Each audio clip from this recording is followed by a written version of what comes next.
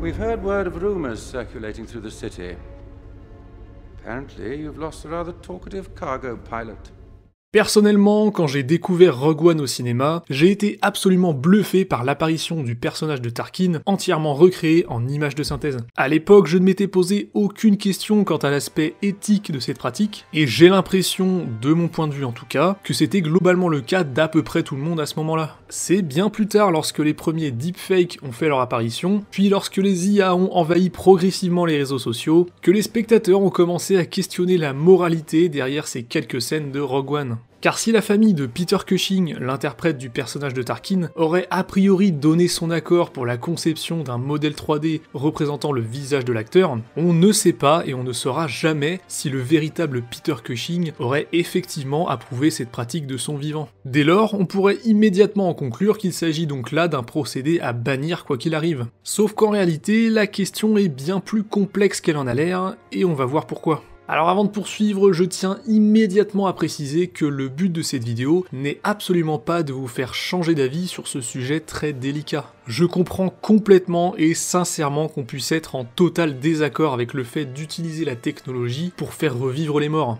D'ailleurs moi-même, je ne suis même pas sûr d'avoir un avis définitif sur la question. Voyez plutôt cette vidéo comme un ensemble de pistes de réflexion et non pas comme un argumentaire en faveur de cette pratique. Parce que oui, sur le principe, ça paraît assez évident que faire revivre Peter Cushing à l'aide des CGI en lui faisant dire ce que l'on veut alors que l'acteur est décédé depuis plusieurs années, ça paraît pas très cool. Mais alors dans ce cas, pourquoi lorsque le personnage de Tarkin est apparu dans les séries animées The Clone Wars et Star Wars Rebels, personne ne s'est offusqué ? Pourtant, c'est exactement la même chose. Dans les deux cas, il s'agit d'un modèle 3D qui reprend les traits physiques de Tarkin, et donc de Peter Cushing. Et dans les deux cas, le personnage est doublé par un comédien qui imite la voix de l'interprète original. Alors je sais très bien ce que vous aurez envie de me répondre derrière votre écran. Dans les séries animées, c'est pas pareil parce que c'est un style plutôt cartoon, c'est pas photoréaliste comme dans Rogue One. Et oui, c'est vrai. Mais alors dans ce cas, où se situe la limite ? Si demain, Lucasfilm décide de faire une série animée Star Wars faisant apparaître le personnage de Tarkin, et que le style graphique est à mi-chemin entre le photoréaliste et le cartoon, est-ce qu'on décide que ça passe, ou est-ce qu'à ce moment-là, ça devient irrespectueux envers l'acteur décédé ? Et c'est là qu'on s'aperçoit, je trouve, que le sujet est bien plus complexe qu'il en a l'air au premier abord. Tiens, je vais prendre un autre exemple. Peut-être l'avez-vous oublié, ou peut-être que je vais vous l'apprendre, mais en réalité, Rogue One n'était pas le premier film de la saga Star Wars à avoir fait revenir Tarkin. Et non, en effet, dans cette scène de la revanche des Sith, on peut apercevoir le personnage aux côtés de Vador et Palpatine. En réalité, il s'agit d'un acteur portant des prothèses faciales, reproduisant le visage de Peter Cushing. Alors à nouveau, j'ai envie de reposer la question, pourquoi à l'époque ça n'avait choqué personne ? Et cette fois-ci, vous serez peut-être tenté de me répondre que c'est très différent, parce qu'ici on le voit de loin, sans qu'on puisse vraiment le distinguer clairement. Et oui, c'est vrai, sauf que cet acteur grimé en Peter Cushing, il a fait des photoshoots qu'on retrouve dans des encyclopédies Star Wars par exemple. Alors pourquoi est-ce qu'un type portant des prothèses imitant le visage de Peter Cushing serait plus acceptable qu'un modèle 3D de ce dernier ? Admettez que la question mérite d'être posée. Mais peut-être qu'en réalité, ce qui pose réellement problème, c'est la possibilité de faire dire ce qu'on veut à un acteur décédé. Ok, mais alors dans ce cas, qu'est-ce qu'on devrait penser des comics Star Wars qui reproduisent assez fidèlement le visage des acteurs ayant joué dans les films ? Là c'est pareil, on fait parler des personnages incarnés par des acteurs, parfois décédés pour certains. À nouveau, en quoi est-ce si différent d'un Rogue One qui reproduit lui aussi le visage d'un acteur pour l'intégrer à son histoire ?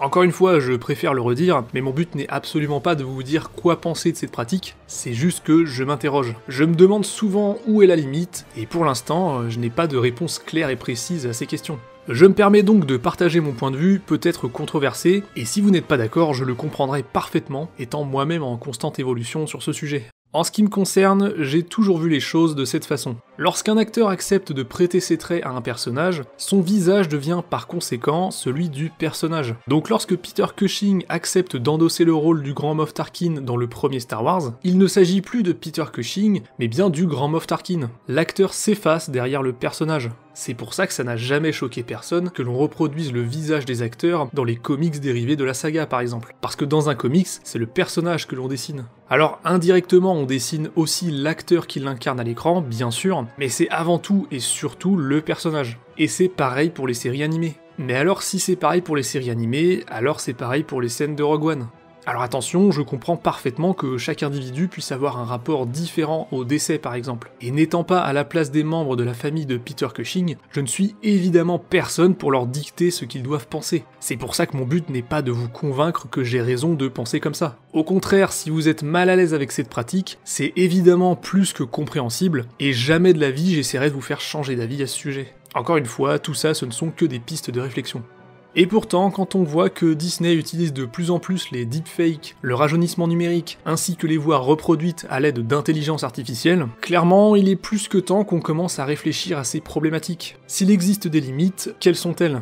Lorsque j'ai découvert que Tarkin était présent dans Rogue One, au-delà d'avoir été bluffé par la prouesse technique, j'ai surtout adoré la volonté de cohérence qui s'en dégageait. Parce que oui, contrairement à ce que pourraient penser les spectateurs les plus cyniques, les scènes de Tarkin ne sont pas purement gratuites. C'est un personnage que l'on retrouve dans le tout premier Star Wars de 77 à bord de l'Étoile de la Mort, et qui disparaîtra malheureusement en même temps que cette dernière.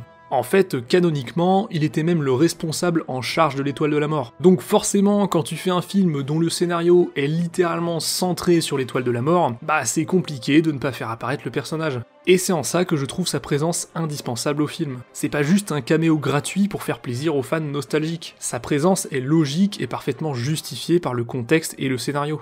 Néanmoins, il restait la possibilité du recast, cette pratique qui consiste à faire jouer un personnage déjà incarné à l'écran par un tout autre acteur. Et alors, le recast c'est un sujet que je trouve aussi fascinant que délicat. Parce qu'en soi, oui, c'est tout à fait possible, et dans ce cas-là, personne ne s'offusquerait d'un potentiel irrespect envers l'acteur original. Dans le cas de Tarkin par exemple, on pourrait penser en premier lieu à Guy Henry, qui a servi de modèle lors de l'élaboration des fameuses scènes de Rogue One. Mais personnellement, j'aurais plutôt suggéré Danny Webb, un acteur moins connu, qui a joué notamment dans un épisode de Doctor Who, ainsi que dans Alien 3. Le problème que j'ai avec le recast, c'est qu'il doit impérativement être parfait. Et quand tu dois faire incarner un personnage culte issu d'une saga tout aussi culte, bah c'est franchement pas évident, voire peut-être même impossible.